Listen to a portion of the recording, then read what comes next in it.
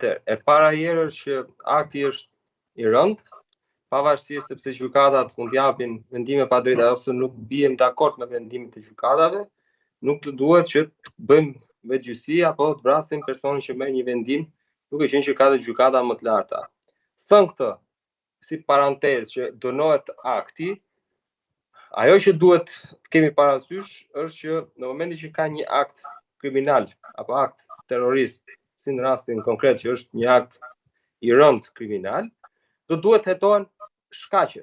Jo thjesht të merremi me vrasësin, se vrasësi e ka pranuar fajin, është diçka e kryer e mbaruar kjo punë, po duhet merremi me shkaqet. Cilat janë shkaqet, pra që parandalojmë në të ardhmen një akt tjetër të tillë. Cilat janë shkaqet që e kanë shtyr personin në fjalë. Nga sa është dëgjuar, pra duhet marrë nga fillimi, nga gjeneza, pse ky qytetar u revoltua kaq shumë që kryu një vetgjysi. Sa i përket gjykatave, është pikërisht ajo që ne e themi shpesh edhe si avokat, që po janë mendimi shumë avokatëve të tjerë, që gjykatat sigurinë e kanë të dobët, minimale fare, minimaliste. Kushdo mund të gjykat, lishëm, me siguri minimale. E dyta, ndryshe nga spaku ku të heqin dhe ripin e pantallonave, këtu mund të hyjë, mund dal kushdo kurdo. Edhe në SPAK, ai që ka planifikuar diçka për të ndërmarrë një nisëm terroriste, kriminale, e bën edhe të SPAK-u. Edhe në SPAK me që ka atë kontrollin që të gjerë rripi dhe vend celularin aty të ato raftet. Nuk është problemi kjo. Është ai që e ka ndarë mendjen do ta bëj. Mos në stad gjyqit, ta bëj jashtë gjyqit, ai që e ka ndarë mendjen. Pyetja vazhdon më tej.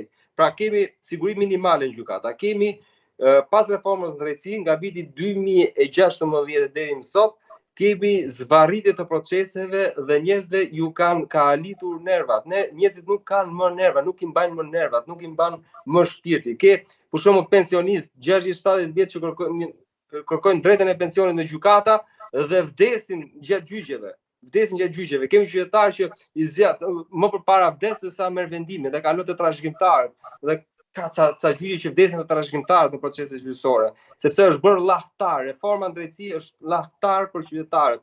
Ajo reformë që e donin ai shumë. Sot qytetarët, po të shikosh në komente, janë që është shumë e habitshme në gjyqin popullor. Sot, nëse do ishim në Amerikë, personi vrasës nuk do dënohej sipas juristë në Amerikë, sepse gjyqi popullor në komente që lexoje për vrasësit ishin gjithë pozitive. Pra thoshin mirë ja ke bërë, që është edhe kjo një çmenduri tjetër. Pra nuk funksionojnë sistemi gjyqësor, nuk funksionon siguria. Gjyqtarët kanë vendime ca të drejta, ca pa drejta që nuk bien ndesh me praktikën gjyqësore, që krijojnë një konfuzion të qytetarët dhe nuk dinë çfarë bëjnë. Vetë shteti, pastaj kalojmë tek hallkat themelore, vetë shteti ka dështuar në ligjet e pronave, sepse kujtojmë që ka disa ligje pronash, duke filluar me ligjin 7501, me ligjin e kthimit kompensimit pronës, me legalizimin, me ligjin e kadastrës, me ligjin për kalimin përfundimtar të pronës, pra 20/2020, ka bërë një sër aktesh në ligjore, me ligjin e shpronësimit, dhe të gjithë këto 5-6 ligje bashkë me mira akte në ligjore kanë krijuar mbivendosje që edhe vetë gjykatat janë të çorientuara se kush e ka të drejtën, kush ligj prevalon mbi një ligj tjetër. Pra është dhe vetë politika.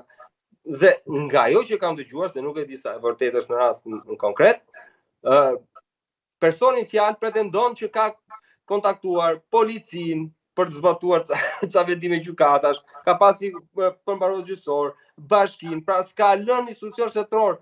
Madje kishte dalë edhe në media për ta trajtuar lajmin dhe nuk ishte marrë, pra ishte si një akt i paralajmëruar, kur asnjë institucion nuk ka vepruar. Dhe sot të gjithë këta drejtuesit, më shumë drejtuesit se populli verdiktin e vet në mënyrë absurde e ka dhënë në komente apo në reagime sociale, por drejtuesit sot merren vetëm me momentin e vrasjes. Ndërkohë nuk merren me shkaqet dhe të pranojnë fajin. Ku sot kryeministri dhe ministri i drejtësisë bashkë me ministrin e brendshëm duhet të jepnin dorëheqje për këtë akt, sepse kanë qenë në dieni qeveria shqiptare, ministra shqiptar, po madje edhe para një viti dëgjova një emision tjetër pa përmendur emrin e emisionit, ishte përmendur dhe kryetari i bashkisë Benet Beci, që ishte në dieni të këtij fakti.